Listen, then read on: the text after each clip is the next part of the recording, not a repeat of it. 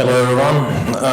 I guess after all of these containers, YAMLs, files and everything, this will feel like a real fresh breath of air. I will talk about infrastructure from code as opposed to infrastructure as code that we have been talking about all day. Look at this, like disaster, like do we need all of this? It's not all included to build an application on cloud, we shouldn't be. So like containers, yeah, security, observability, blah, blah, blah, YAML files in different directions.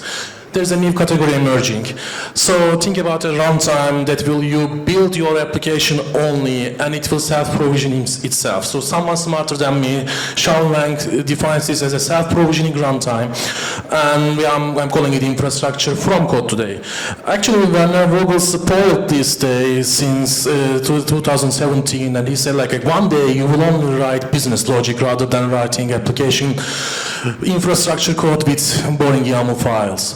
So before jumping more into it, let me introduce myself. I am a product manager who can actually code applications, so I'm dangerous for you. So as a serverless person, I'm an AWS Serverless Hero and coming from Ankara today, and we are going to organize a new event next month.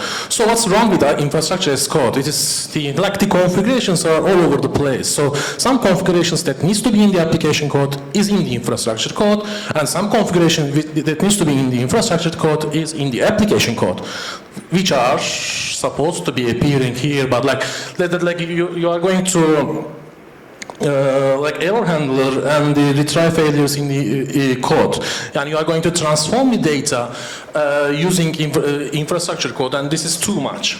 And you are also using infrastructure code to orchestrate services, which is really the correct usage of it. So like you are doing error handling both in the application code and also in the infrastructure code is kind of creating problems. Feel this will not switch or not? Because I touched that? I think I broke it. Okay, I'm just like making extra time for myself. Continue. No. So infrastructure, I hope it's switched. Infrastructure from code is actually kind of futuristically, automatically inferring the infrastructure requirements of your application just by looking at your business logic. I will explain how it works, but it's also not static. It dynamically optimizes the resources for you. If you are using a serverless function, it can increase or decrease the memory usage, and then it can switch to containers if necessary, and it can fail over to other regions when necessary. This was more than 15 seconds, I guess. Okay.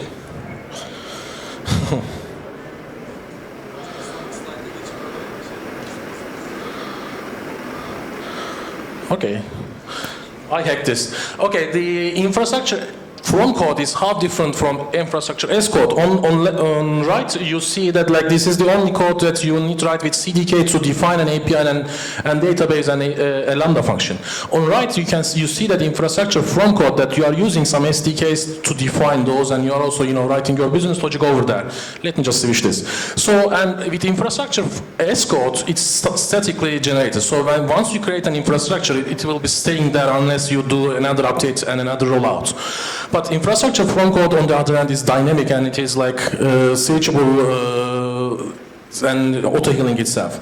And infrastructure as code is whole new thing. Like we have been talking about like how to do some stuff here with some steep learning curve. Everything is very complex. But if you know how to build an application with a runtime, let's say Python, you will be able to build a cloud application very easily.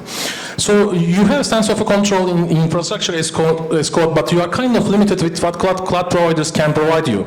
Instead, in infrastructure from code, what your focus will be about being more productive. What I mean by developer productivity is that like we are providing high fidelity, infrastructure from code provides high fidelity development environments, which means that your development environment looks exactly as the production environment, so that you will be able to build the application more effectively, and this will make your local development easier, which means that in my book, developer productivity is that time spent on value is bigger than time spent on setting up your project. So we may be closer to the promise of cloud, like that Werner Vogel said in 2017, that like we will only write an application code, but we will not write any YAMLs or CDKs or whatever. So this is how it looks like. So you are defining an API here with an API.get, and it automatically creates an API gateway and a Lambda function for you. After Lambda URLs, you will not need this, but you don't need to know about this even. And then, and you're also defining a database over there. But so this new paradigm says that cloud is the new computer and infrastructure from code is the new operating system. So like with these new primitives, infrastructure from code is the API, schedule tasks, events, database, blob storage, and WebSockets. So what does this mean to you? Like this means like more time to do everything else, more time to provide more features to your customers, more time to take care of your systems. But it's like an autopilot. You will not need to just give it everything to it. You can take the control whenever necessary. So, sorry for screwing this up, but like I want to finalize this meeting, this presentation with the question that like there is also another new category emerging, saying conversational programming. So you will describe what you need to do, and the LLMs will generate infrastructure from code for you, so that you will be able to deploy an application without any human intervention. I don't know if you will see this feature in maybe 5 years. Thank you.